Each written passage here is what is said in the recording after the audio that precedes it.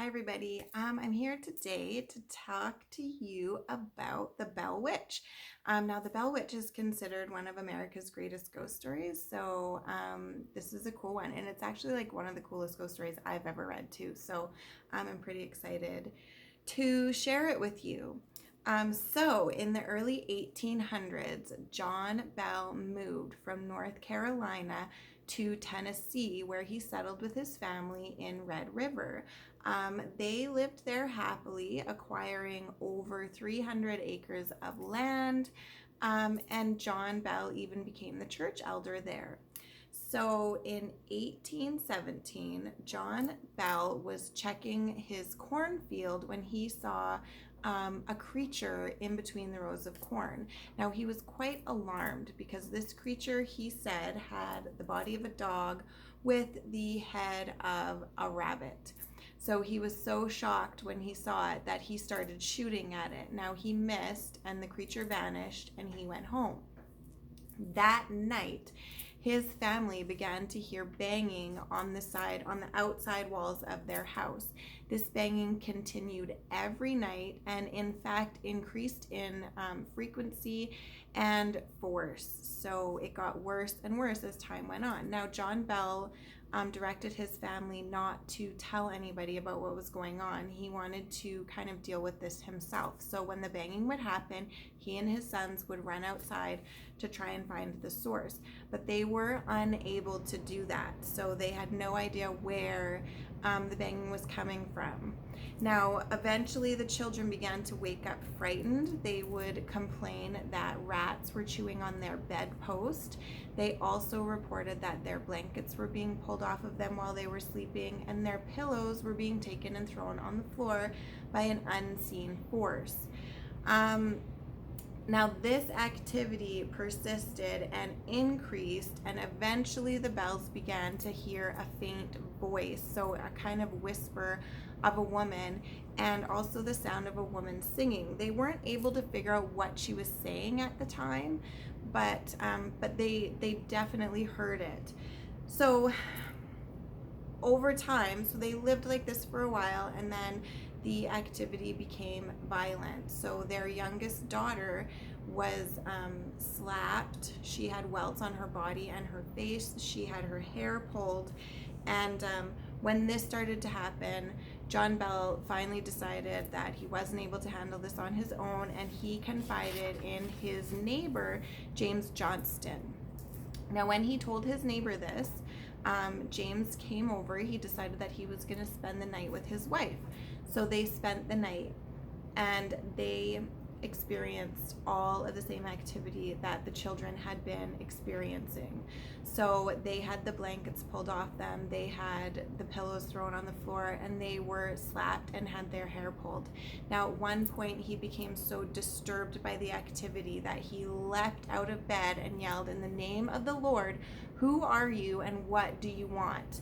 There was no response to this. However, the activity stopped happening for the rest of the night. So that's, I don't know, kind of interesting to me. Now, the Bells continued to experience this activity. Nobody was really able to help. And over time, they were able to hear the voice of this woman out loud. So she would quote the Bible, she would sing, and they were actually able to have entire conversations with her back and forth. Now, in one of the stories that I read, she quoted word for word the services of two separate churches that happened at the exact same time, like 13 miles apart. So this is crazy, and how this information was relayed to them out loud by a disembodied voice, I have no idea. Now, the stories of this haunting spread, and they eventually made their way to Nashville, where Major General Andrew Jackson heard about them. He was so interested in what was going on that he decided that he was going to go to this place and check it out. So he went, and he went with an entire entourage, and he was on his way there with his wagon and his horses. When they got close to the farm, the horses became unable to pull the wagon. They stopped. After trying to coax them for a while, Jackson reportedly proclaimed out loud, "This must be the work of the Bell Witch," to which a disembodied voice replied, "You can proceed, but I'll talk to you later on in the evening."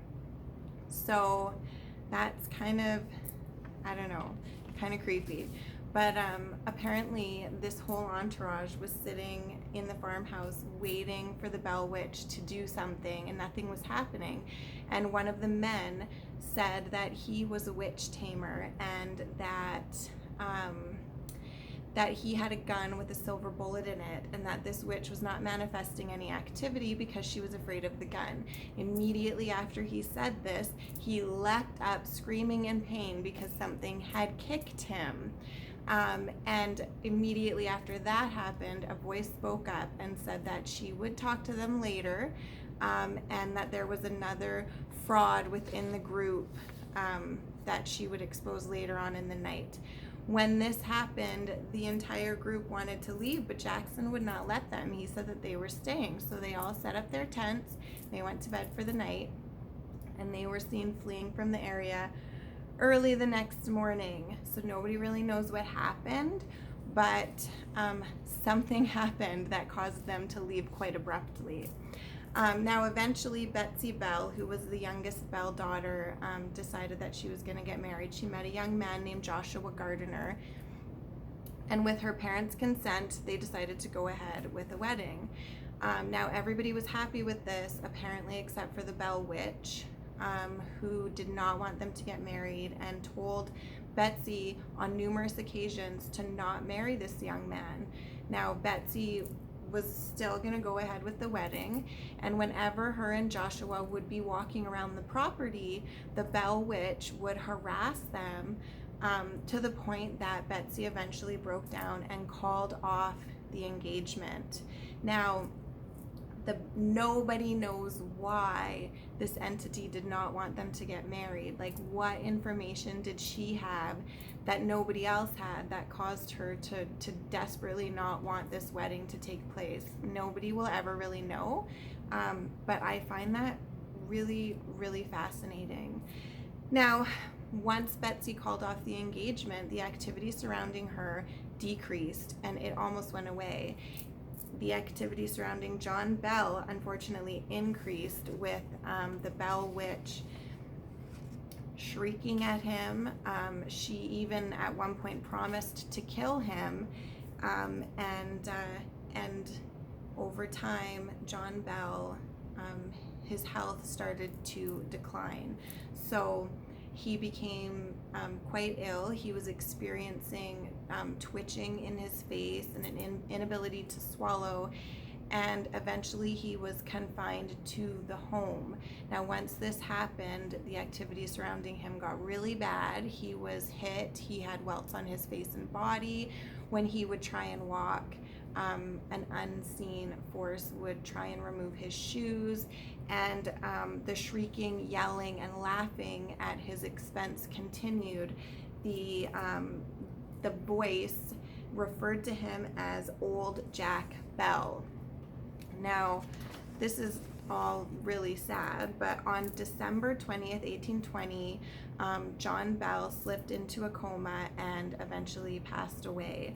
The family, right after, found a vial of unidentified liquid in the cupboard.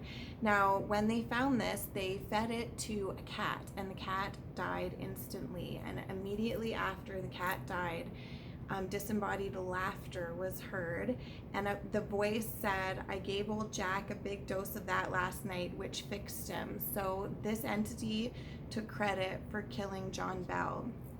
At his funeral, the entity was heard laughing and singing through the entire thing, all the way until the last person left the graveyard. So that is so terrible.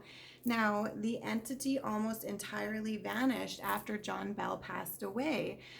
However, she came back to John Bell's widow one time, telling her that she would return in 7 years. Now, as promised, 7 years later, the entity returned and spoke to John Jr. They had conversations back and forth, and she actually accurately predicted the Civil War and several other world events that happened. So that's really interesting. She stayed for 3 weeks with them, and then said that she was going to leave and she would be back in 107 years, and she would visit the closest descendant of the family. Now, 107 years later, there was a descendant of the family, but it is not clear if she visited him or not. So 3 years before the 107-year mark, he wrote a book about the Bell Witch. But after the 7-year mark, 107-year mark, he didn't say anything. He did not say if she visited him. Nothing happened. And then 10 years later, he passed away. So we'll never really know if she visited him or not. But considering that she followed through on everything else that she said she was going to do, it is entirely possible that she did. Now, unexplained manifestations are still believed to happen in the area where the Bell Farm was. Things like hearing people talking, hearing children laughing, seeing candles, and apparently people are unable to take very clear pictures there. They'll see fog in them, sometimes they'll see entities in the photos, all sorts of things. Now, all of this stuff is blamed on the Bell Witch. Whether it is actually the Bell Witch or not, we'll really never know. But her story and what she did and what she predicted and the things that she made happen are just baffling to me, and I think most people. And I guess we'll probably never really have a good answer as to like what went on, what happened with her. So this is one of the coolest ghost stories that I have ever heard, and I want to hear what you think of it, and what your favorite ghost story is. So let me know, and otherwise I will be back on another day with another video about something totally different. Okay, thanks guys, bye.